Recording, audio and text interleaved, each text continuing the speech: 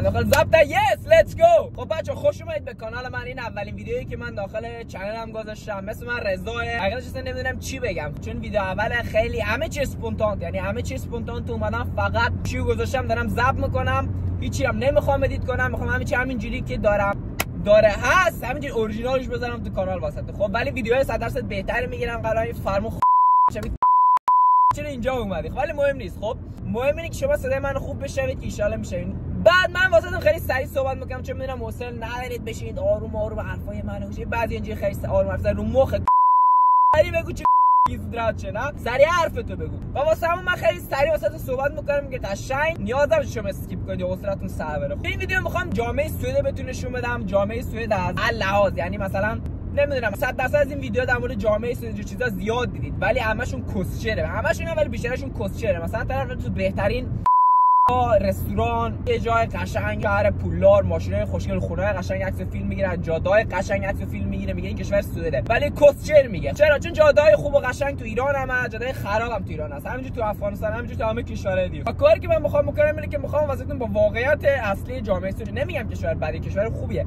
ولی منظورم اینه که جاده‌های خوبم داره، جاده‌های بدم داره. نمیخوام تو بهترین جای بهترین ماشینا مثلا برم تو پولدارترین شهرش از بهترین ماشینا تو این شهر فیلم بگیرم، نه مثلا یا از بهترین خیابونا. این کسچرا خودت میدونی چی میگم دیگه. خب مثلا همه چیزشو نشون بدم. آقا اینجا مثلا یه مغازه چجوریه، نمایشگاه باشه چجوریه، دیگه همه چی میاد دیگه بچا، خودتون میدونید. من اصلا نمیدونم چی بگم ولی میگم بعد 5 دقیقه ویدیو بشه. ویدیو اول 2 دقیقه شده، بذارید یه ذره دیگه با هم دیگه تعامل داشته باشیم، تکامل داشته باشیم تا به کیفریت برسیم. خب معنیش هم نمیدونم چون یک چیز کسچه و خود در آوردی بود، ولی مهم نیست بچه‌ها. نه این چیزا رو یه ذره بخرید، ذره ویدیو جالب بشه که میدونم جالب نیست شما بگید این چی داره کسچه میگه. من باهاتون موافقم، چی دارم میگم نمیدونم، ولی راستیتش می‌خواستم تو این ویدیو یه ذره خودم صحبت کنم، یه ذره برگردم بیرون نشون بدم، ولی نمیدونم چجوری دوربینو برگردونم. از خودم یه چیزی ناامید شدم، نمیدونم دلیلش چیه. خیلی تلاش کردم دوربینو برگردونم، نشد. نه مشکل گوشیه، خلاص مهم نیست. این ویدیو اول همونجوری که بهتون گفتم، فکر کنم 30 باری گفتم ویدیو اول، نه ویدیو اوله. بعد 100% کیفیت ویدیو بهتر میشه، محتوای ویدیو بهتر میشه. علاش از صدا بد باشه چون در رانندگی هم یه ذره پنجره شاید بازه، این چیزی هست خودتون میدونید دیگه بچه‌ها، خودتون بدونید دیگه. نذارید من توضیح بدم هر چیزی دیگه. درکی فهم هیچی نری شما. خودم خندم میگیره. نه ولی داشتم واسهتون میگفتم که محتوای کانال چی است، چی نیست، چی قراره بشه. من یک چیز سرما خورده بودم سفته، اصلا خوب نمیشدم. من یه ذره پس لرزای سرماخوردی ذره گلوی کسچر اینجور چیزا، ولی کوچولم بد زبونم من بچه‌ها. خب ولی اشکال نداره، یه فدای سرتون. اینجا راستی جدا از اینکه جامعه سوئد میخواد یاد بگیرید، از جامعه فارسی زبانان هم میخواد یاد بگیرید، مثلا چند تا فوش جدید یاد میگیرید. البته فعلا نمیدونم یوتیوب میذاره فوش بدیم تو فارسی یا نمیذاره، مثلا انگلیسی چند تا فوش بد بدیم مثلا اینکه استرایک میگیری و بند میشه اینجور کسچرا، ولی نمیدونم تو یوتیوب فارسی چجوریه. خب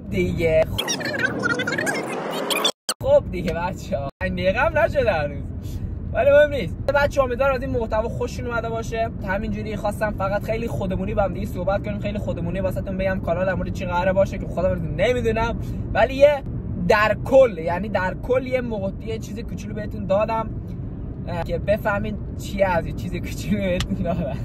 منظورم اینه که یه چکیده کوچکی از محتوای این کانال بهتون دادم دیگه. چیزی ندارم بگم.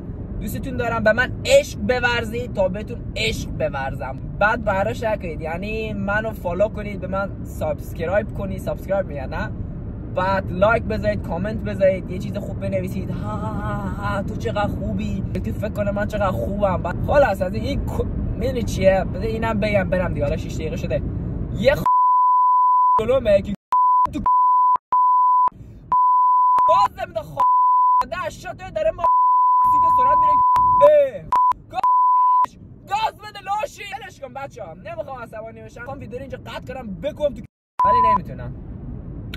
پدستای خب ولی مهم نیست. پدستای بعد اینجا بعد تلاش کنیم میذاره خونسردی رو حفظ کنیم. پدستای نه با خیلی دیوانه وار پدست چیز کنیم. نه ولی بچه‌ها کلام آخر خواستم یه ذره ویدیو رو جالب کنم، یه ذره یه کوچولو توش فوش، یه خودمونی، یه ذره سریع صحبت کنم چون میدونم دوست دارید مثلا خیلی آروم کی صحبت کنم. تو ما خودم که صحبت کنم اوی یوی یوی اوی یو یو واو شیت خدا رحم کرد. میدونی چی شد؟ اصلا ای قلبم وایساد یه لحظه. اصلا حواسم نبود به این برم، داشتم با شما صحبت میکردم، داشتم دوربین نگاه میکردم، برای یه جلوی من خیلی آروم میرفت، دیدم یه از اون برم هیچکی نیست، نگو پشترم دیگه هم اصلا میخواست سبقت بگیرن. خب بعد من بدون اینکه اینا نگاه کنم که اینا میخواست سبقت بگیرن، خواستم بپیچم. یه دفعه یه اسکوپیل از این ماشینایی که کون دارن از این کنارم رد شد، خواستم بپیچم. یه لحظه با هوش خیلی عالی که دارم دیدم، چه رفتی با هوش نمیدونم، ولی دیدم یه لحظه کنارم یه ماشینه،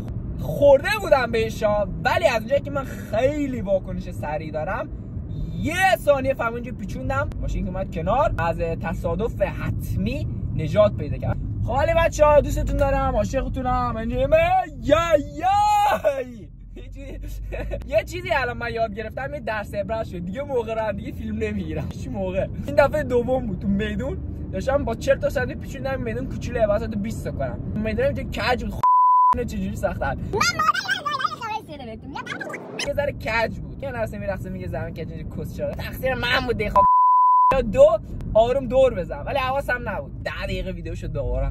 خوبه دیگه، شما یه ذره ببین لذت ببرید. وقت داری دیگه، بیکار خونه میشین چیکار میکنید؟ منو ببین دیگه، از من چی بهتر کی بهتر؟ نه من رسیدم خونه، حساب یه آفتاب، این آفتاب خیلی به نگاه، این آفتاب منو خیلی خوشگل میکنه.